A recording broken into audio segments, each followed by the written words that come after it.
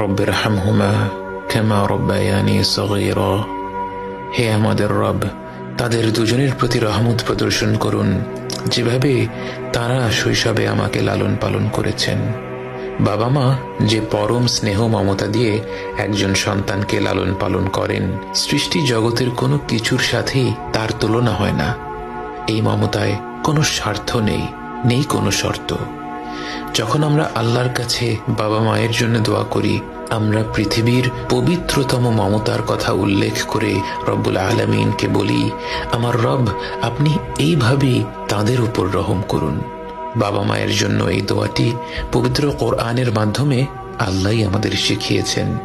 অথচ আমরা যদি শুধু বলতাম রব্বিরহামহুমা, এটাও একটা সম্পূর্ণ দোয়া। এর অর্থ, হে রব, আপনি তাদের দুজনের উপর রহম করুন। কিন্তু আল্লাহ আমাদের শিখিয়েছেন রব্বিরহামহুমা কামা রব্বায়ানি সগীরা।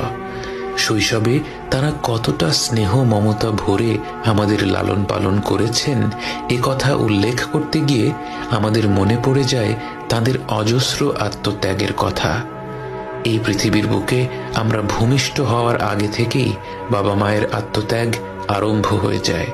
রাত বেরাতে গর্ভবতী মায়ের ঘুম ভেঙে যায়, যখন তখন প্রচণ্ড ক্ষুধা পায়, শরীর খারাপ হয়, বমি হয়।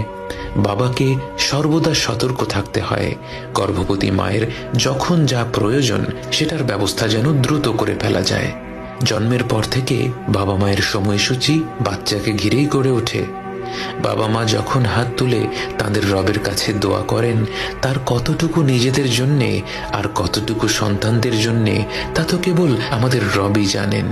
এবং তিনি জানেন বলেই আমাদের শিখিয়েছেন রব্বিরহামহুমা কামা রব্বায়ানি সগীরা। হে রব, আপনি তাদের দুজনের উপর রহম করুন, যেভাবে তারা শৈশবে আমাকে লালন পালন করেছেন।